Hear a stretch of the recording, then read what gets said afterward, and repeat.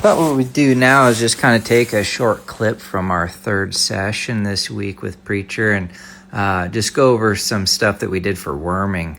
We wormed him real quick last year or earlier this year, I guess, and didn't take a whole lot of time. He had to get up on the mountain and stuff, so we just kind of rushed it. And so now we're just going to take a little bit of time with him here and just kind of get to where I can handle him and stuff. We've got the wormer ready to go, but I want to try to make it a good experience for him. So really what we do here at first, just kind of get him used to the contact on his nose and not being able to push the hand away, and then finding some softness. So really I'm just holding on to the halter with one hand, and I'm aware of where his head is and what it's doing with my right hand, if he softens that halter or not. And then my left hand is just kind of working around that nose and handling his muzzle and pushing on the side of it, and then reaching inside the mouth until he just kind of relaxes and softens. So I'm not like just trying to grab him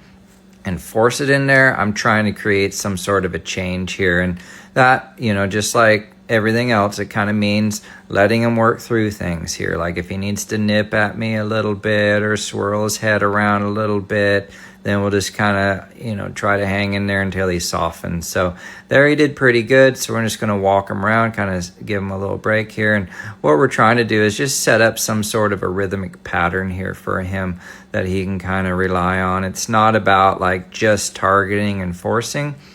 But at the same time, we do kind of need to get him wormed here. It's not a huge hurry, but this is his third session, and it's set towards the end here. So we kind of fix it up to where maybe he's going to be thinking about standing. He's been working a little bit. He's a little bit sweaty and not too, like a little bit warm. Like he's got a winter coat and it's warm today. So my point is, like, the odds of him kind of wanting to hang out are probably higher than they would have been if we just walked in and tried to force a wormer on him at that point. So just here, we're just kind of checking in with him. He's getting the dog buzzing by there for a second, so I had to send her out.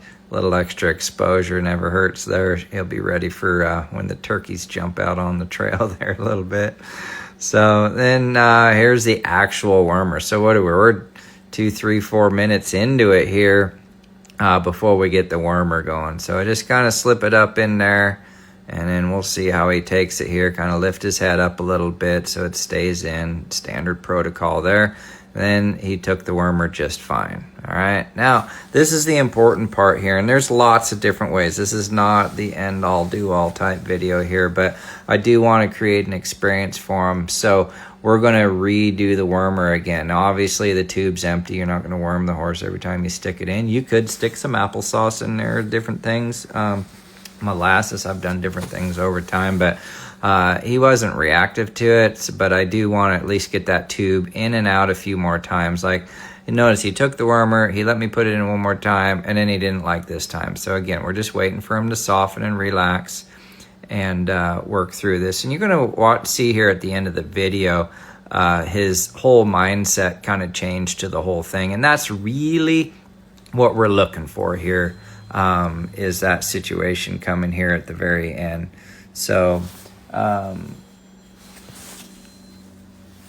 we're gonna, right there. See how he just kind of lets down? That's the good stuff right there. That's what we're looking for. And, if that's his overall mindset to the worming, we're going to be good to go here in the future. So there, I just kind of release and rub on him and let him know he did a really good job there. And that's a successful worming. And then hopefully that'll help kind of get him to the next stage in life. That wormer is pretty important to get into these young horses and help them through things. So we're just going to go ahead and pull the halter and call it a day and let him be. That was a really good little session for Preach.